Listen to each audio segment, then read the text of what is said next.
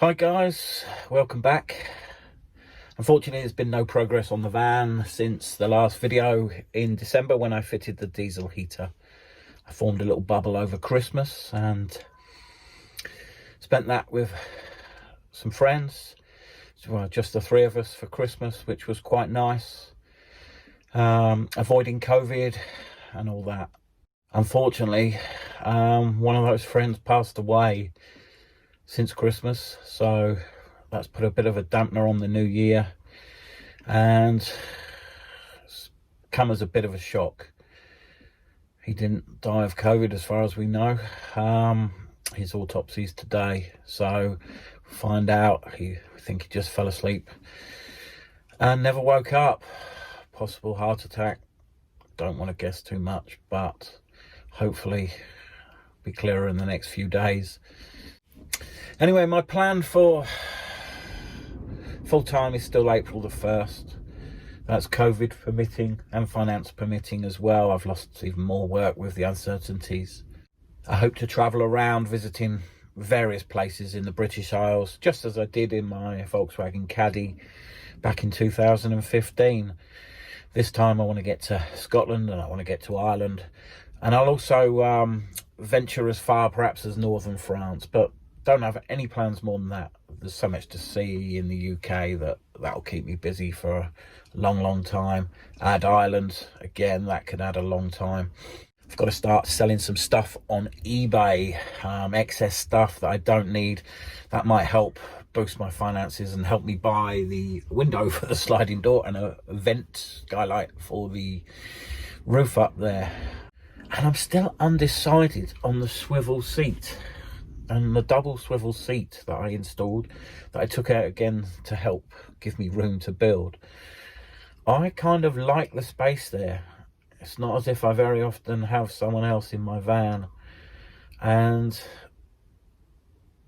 that space could be used in a much better way, I think. And if I keep the seat, I can always use it if I do go away camping for a week or so with a friend. It could be take out the box of long-term possessions or whatever's in there and refit the seat. I don't know, I'm still undecided on that. Seems mad, but I know it'll pass an MOT without the seat. I've done lots of checking on that so as long as it doesn't bring a warning light on the dashboard, and it doesn't, then so be it. I had a look at my CTEK system the other day because I hadn't been out and used the van for a few weeks. So I just wanted to see how well it would respond to charging. So let me just show you a little clip of that. Letting the battery get down to, as you can see there, it says about 60%. It's probably high 50s. And I've had it on charge with the 10 amp charger for a little while, just for an hour or so. And then I've switched that off, started the engine, and you can see it's chucking 28 amps through the system at the moment. Okay, so battery's very low.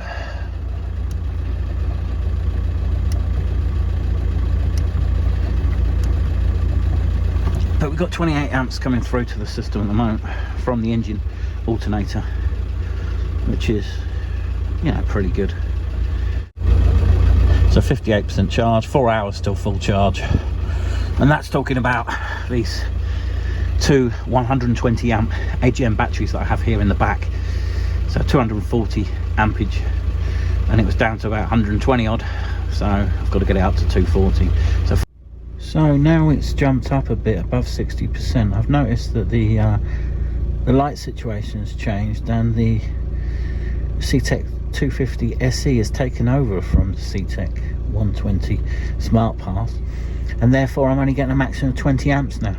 So that must be something in the settings there, because I was getting up to 30 amps when I was below 60% charged on these leisure batteries. And once the 60% mark has been reached, it's handed power over to the maximum of 20 amps that the D250 SE can do. Now, I don't really ever really want to be dropping my batteries far below 60% ever, so is really the Smart Pass worth it in this situation? Yes, it does have some benefits, and it's far more efficient for it'll charge the battery and separately power the consumers, which is a great thing because you don't want to be charging a battery while it's draining at the same time, for a better efficiency. However, you know, the tiny little ampage difference is I'd say a little bit disappointing. I'd like it to get to 70-75% charged before I see it restricted to 20 amps where the D250 SE is taken over from the Smart Pass. You know, it might just be wrong. That seems to be what's happening now on a couple of occasions. I bought a few things for the van. I'll show you them as I fit and install them over the next few weeks. So I really need to crack on and get this interior done. My ideas for storage areas, I will tackle one area at a time. The priority will be this area here, the TV area. That's going to be the first job, and how I will fit down below and make full use of that section.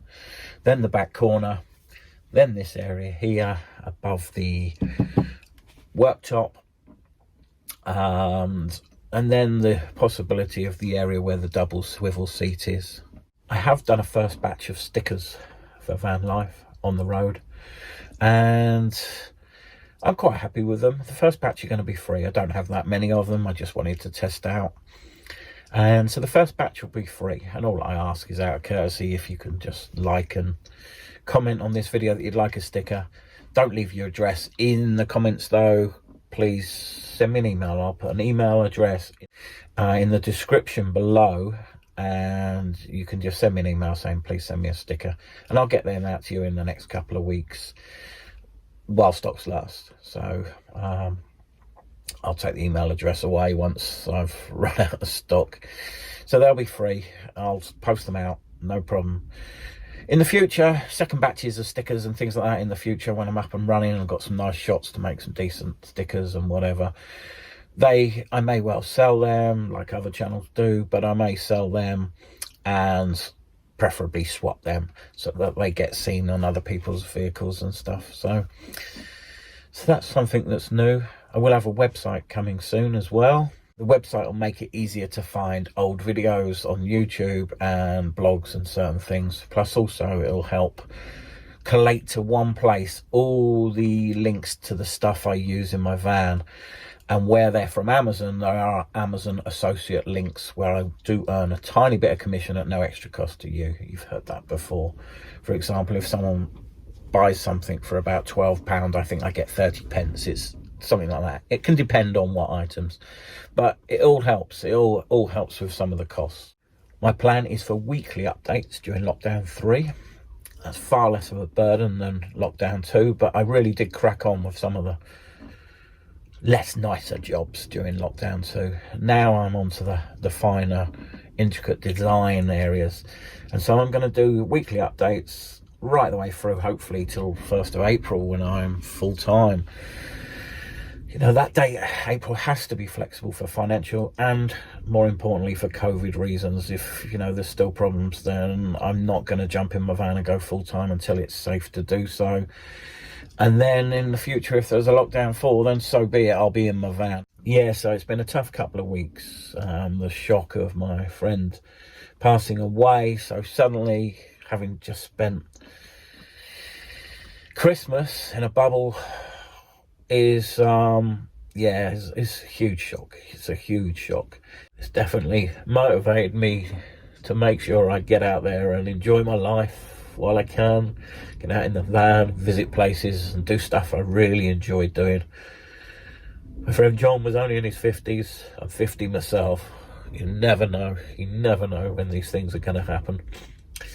And lots of people are suffering at the moment through COVID related things and other things. But this has come as a terrible shock, and hopefully now, starting next week, you'll see some updates on my van, and we'll start to see some progress, and the channel can get a little bit more interesting and a little bit more upbeat. Anyway guys, as always, thanks for watching.